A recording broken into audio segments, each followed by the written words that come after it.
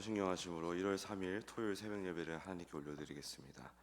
전능하사 천지를 만드신 하나님 아버지를 내가 믿사오며 그 외아들 우리 주 예수 그리스도를 믿사오니 이는 성령으로 잉태하사 동정녀 마리아에게 나시고 본디오 빌라도에게 고난을 받으사 십자가에 못 박혀 죽으시고 장사한 지 사흘 만에 죽은 자 가운데서 다시 살아나시며 하늘에 오르사 전능하신 하나님 우편에 앉아 계시다가 저리로서 산자와 죽은 자를 심판하러 오시리라. 성령을 믿사오며 거룩한 공회와 성도가 서로 교통하는 것과 죄를 사하여 주시는 것과 몸이 다시 사는 것과 영원히 사는 것을 믿사옵나이다. 아멘. 찬송가 370장 올려드리겠습니다. 370장입니다.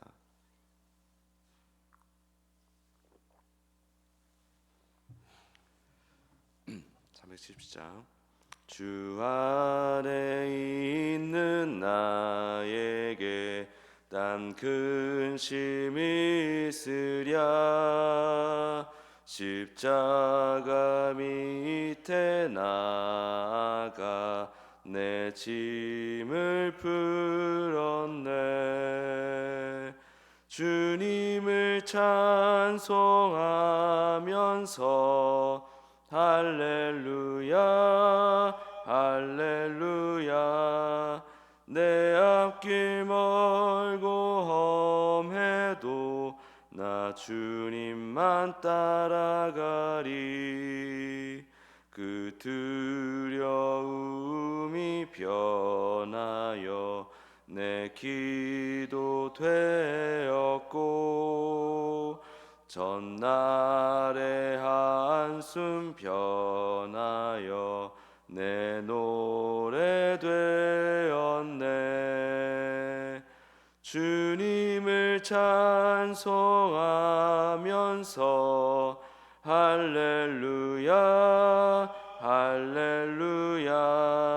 내 앞길 멀고 험해도 나 주님만 따라가리. 내 주는 자비하셔서 늘 함께 계시고 내 궁핍함을 아시고 늘 채워주시네. 주님을 찬송하면서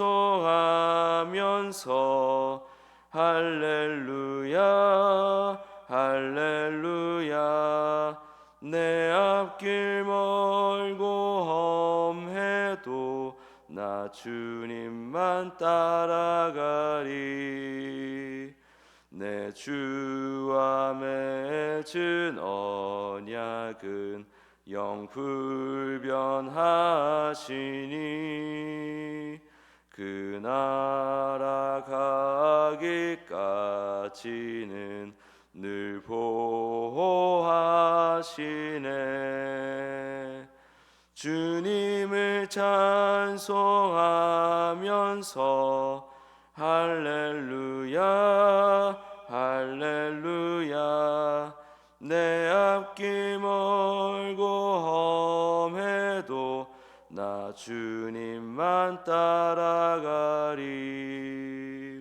아멘. 우리 시간 합심하여 통성으로 기도하실 때 지난 주일에 26년부터 5년간 함께할 비전을 공유했습니다. 훈련과 양육에 힘쓰는 교회, 훈련과 양육에 힘쓰는 교회 되게 해달라고 특별히 3040 젊은이 사역을 위해서 기도하기 원합니다. 또 새로운 구성, 새로운 형식으로 이제 모든 예배와 모임이 진행될 것인데 성령의 기름 부으심이 있도록 기도하기 원합니다. 특별히 주일에 이번 주일부터 주일 오후부터 성경 공부를 시작합니다. 하나님 은혜를 주십시오. 함께해 주십시오. 우리 주여 한번 부르고 기도로 나아갑니다. 주여. 주님 감사합니다. 감사합니다. 우리 반석교회 하나님의 은혜를 부어주셔서 주님 지금까지 잘 이렇게 쌓아온 기초 위에 다시 새로운 단계로 나아가고 계심을 감사합니다. 주님, 주님, 주님, 불쌍히 여겨 주시옵소서. 훈련과 양육에 힘쓰는 교회, 훈련과 양육에 아버지 놀라운 열매가 맺히는 교회 될 수 있도록 축복하여 주시옵고, 특별히 젊은이를 위해서 우리가 여러 가지로 생각하고 고민하고 기도하며 나아가고 있습니다. 주님 도와주십시오. 인도해 주십시오. 상공사공 젊은이들이 함께 모여서 자유롭게 자발적으로 자원하여 함께 예배드리고 나누며 성장하는 우리가 될 수 있게 도와주시옵소서. 무엇보다 성령 충만하게 역사하여 주시옵소서.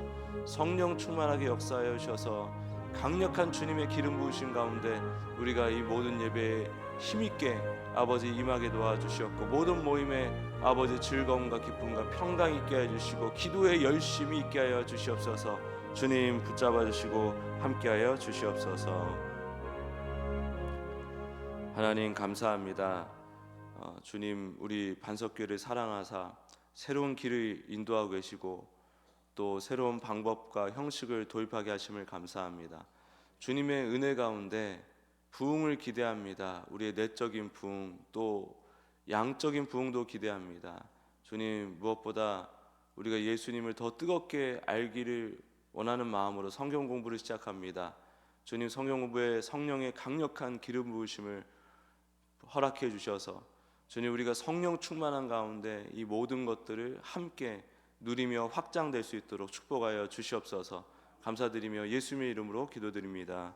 아멘. 오늘 하나님 말씀 창세기 49장 22절에서 26절까지입니다. 창세기 49장 22절에서 26절까지의 말씀입니다.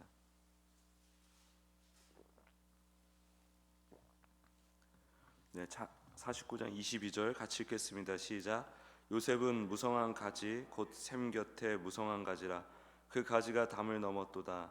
활 쏘는 자가 그를 학대하며 적개심을 가지고 그를 쏘았으나 요셉의 활은 도리어 굳세며 그의 팔은 힘이 있으니 이는 야곱의 전능자 이스라엘의 반석인 목자의 손을 힘입음이라. 내 아버지의 하나님께로 말미암나니 그가 너를 도우실 것이요 전능자로 말미암나니 그가 내게 복을 주실 것이다. 위로 하늘의 복과 아래로 깊은 샘의 복과 젖먹이는 복과 태의 복이로다. 내 아버지의 축복이 내 선주의 축복보다 나아서 영원한 산이 한없음 같이 이 축복이 요셉의 머리로 돌아오며 그 형제 중 뛰어난 자의 정수리로 돌아오리로다. 아멘. 오늘 이 본문을 가지고 고달픈 인생의 축복, 고달픈 인생의 축복이란 제목으로 말씀 증거하겠습니다. 창세기 27장을 다루다가 갑자기 49장으로 넘어갔는데요. 이것은 이제 어제 살펴본 이삭의 축복과 야곱의 축복을 이렇게 나란히 놓고 보기 위해서입니다. 야곱은 인생의 황혼기인 147세에 이르러서 어떻게 보면 영적으로 가장 트이고 깨어있는 시기를 맞이한 것 같이 보입니다. 육신의 눈은 흐려졌는데 하나님의 섭리를 꿰뚫어 보는 그 야곱의 통찰이 어느 때보다 날카로워 보입니다. 수명을 예측하던 조상들의 관습 그런 것들을 넘어서서 자신의 죽음 앞에 아들들을 불러서 후일에 일어날 영적인 실체를 선포하는 권위 이런 것들이 이제 그 야곱에게서 지금 보이고 있는 것입니다. 요셉을 향한 야곱의 축복은 인생의 양면성을 고스란히 담고 있습니다. 무성한 가지가 담을 넘는 풍성함의 이면에는 활 쏘는 자들의 집요한 학대와 대적이 있습니다. 활 쏘는 자, 이기려고 하는 자, 세상의 권세, 죽음의 권세를 통틀어서 얘기하는 것입니다. 그리고 요셉의 삶은 굉장히 어려웠죠. 형들의 배신, 노예 생활, 억울한 감옥살이, 매우 거칠고 힘든 생활의 연속이었습니다. 그러나 요셉이 무너지지 않고 견고함을 유지한 비결, 끝내 하나님의 뜻을 헤아리고 하나님의 뜻을 드러내는 데 사용되었던 그런 비결, 그 비결은 사실은 야곱의 전능자이신 하나님께서 요셉을 강력하게 붙들고 계셨기 때문에 그렇게 살아갈 수 있었던 것이죠. 하나님은 요셉의 인생에 개입하셔서 그를 이스라엘의 반석이자 목자로 빚어가셨습니다. 야곱은 이렇게 또 선언합니다. 자신의 축복이 선조인 아브라함과 이삭의 축복보다 낫다고 선언합니다. 여기에 굉장히 깊은 생각이 담겨 있는 것인데, 야곱은 창세기 27장에서 아버지 이삭에게 축복을 받았죠. 그러나 그 축복은 어떤 축복이었냐면, 눈이 어두워진 이삭이 촉감과 냄새, 그 다음에 소리에 의존해서 에서의 털 많은 손, 또 옷의 향기, 이런 것들에 의해서 속아서 준 축복이었죠. 이삭은 네가 참 내 아들 에서냐 의심하면서도 확신하지 못한 채 어정쩡한 확신을 가지고 축복을 했고, 진실을 알고 나서는 심히 크게 떨었습니다. 배신감 때문에, 축복을 취소할 수 없는 그 두려움 때문에 떨었습니다. 그리고 이제 49장에 보이는 야곱 자신도 그때 이삭과 같이 눈이 흐려졌습니다. 근데 27장에서 이삭이 눈이 흐려졌을 때는 이것을 영적인 의미로 우리가 해석을 했죠. 근데 여기서 말하는 야곱의 눈이 흐려진 건 말 그대로 그냥 육신의 눈이 흐려진 것으로 우리가 이해하면 되겠습니다. 야곱의 축복은 이삭의 것과 완전히 달랐어요. 이삭은 육신의 감각으로 판단하다가 매우 흔들렸죠. 확신이 없었죠. 야곱은 오히려 선명한 영적인 통찰로서 확신 있게 축복을 했습니다. 이삭이 밭의 향기, 땅의 기름짐, 이런 것으로 축복했다면, 야곱은 전능자, 야곱의 반석, 이스라엘의 목자이신 하나님을 근거로 축복했습니다. 아브라함과 이삭이 큰 부자로서 풍요를 누린 반면, 야곱은 어땠죠? 사실 평생을 나그네로 살면서 험악한 세월을 보냈습니다. 나중에 그 애굽의 파라오를 만나가지고 자신을 소개할 때 이런 표현이 나오죠. 제가 험악한 세월을 보냈나이다. 이게 무슨 얘기냐면, 그냥 이렇게 마냥 인양저냥 아무 문제 없이 잘 자란 자식은 이런 걸 못 느낄 거예요. 근데 어릴 때 계속 속썩이고 말썽 피우고 부모님 힘들게 했던 자식이 나중에 철이 들었을 때 부모님과 더 깊은 정이 들지 않습니까? 부모님 입장에서는 자신의 마음을 좀 아프게 한 자식에게 더 마음이 가고 정이 가고, 그런 것처럼 야곱이 그런 고백을 하는 거예요. 험악한 인생을 살았습니다. 이게 단순히 힘들게 살았다는 의미가 아니라 나보다 하나님 잘하는 사람 없다는 거죠. 나보다, 그러니까 자식이 철들면서 내가 부모님 심정 잘 알지, 또 속썩인 자식이 철들면서 내가 나만큼 부모님 속을 더 잘하는 사람, 더 잘하는 자식 없지, 이런 마음인 거예요. 야곱도 나만큼 하나님 아는 사람 있으면 나보라 그래, 이런 마음으로 얘기를 하는 것입니다. 험악한 세월이라는 게 단순히 고생 많이 했습니다 이런 뜻이 아니라, 나만큼 하나님 속 잘하는 사람 없지, 나만큼 그 험난하고 고단한 세월 속에서 하나님과 깊이 정든 사람 없지, 이제 이런 자신감이 묻어나는 그런 표현인 거예요. 단순히 힘들다 이런 표현이 아니라 굉장히 하나님과 깊은 정을 주고받은 자녀만이 내놓을 수 있는 얘기인 거죠. 어쨌든 외삼촌 라반의 집에서 20년 동안 속아가지고 고된 노동을 했고, 또 사랑하는 자식 요셉을 오랫동안 잃는 슬픔을 겪었죠. 또 나중에는 그 베냐민까지도 잃어버릴 뻔한 위기를 겪기도 하고, 참으로 인생이 이래저래 참 고달팠습니다. 그 고달픈 여정 속에서 야곱은 하나님과 수많은 사연을 쌓았어요. 하나님과 수많은 추억이 있어요. 베델과 야복나루에서 마주한 하나님을 생각해 보십시오. 야곱의 삶을 송두리째 흔들고 새롭게 하셨습니다. 하나님과 씨름했잖아요. 하나님과 씨름해서 이겼는데 하나님께서 이스라엘이라고 새 이름을 지어주지 않습니까? 새 정체성을 부어주시지 않습니까? 거기서 이제 말하는 이스라엘이라는 말이 사실은 굉장히 불명예스러운 뉘앙스거든요. 아이고 저 옛날에 뭐 바보 똥개 천치 막 이런 거 있잖아요. 그러니까 약간 하나님을 이겼대 약간 그런 뉘앙스의 사실은 이름이었습니다. 이스라엘이라는 이름이. 아이고 저 하나님이 이긴 자, 실제로 이긴 거겠습니까? 그러니까 하나님이 이기려고 했던 이 어리석은 자야, 그런 의미인데, 그 이스라엘의 이름이 사실은 굉장히 영광스러운 이름인 거죠. 모든 교회를 지칭하는, 하나님께서 하나님의 택정하신 모든 자녀를 지칭하는 명예로운 호칭이 되지 않았습니까? 야곱은 고난을 통해서 자기 주도적인 가치관을 내려놓게 됐죠. 오직 하나님만이 인생에 남는 영적인 개혁을 경험한 것입니다. 하나님을 머리로 아는 수준을 넘어서 일상에서, 현실에서 하나님을 체득했어요. 하나님의 심정을, 하나님의 진심을, 하나님의 능력을 얼마나 풍성하게 깊이 경험했는지 모릅니다. 그래서 당대 최고의 권력자인 파라오 앞에서도 당당하게 내가 아주 험악한 세월을 보냈습니다. 나만큼 하나님 아는 사람이 있으면 나보라 그래 하면서 파라오를 그렇게 축복을 할 수 있었던 거예요.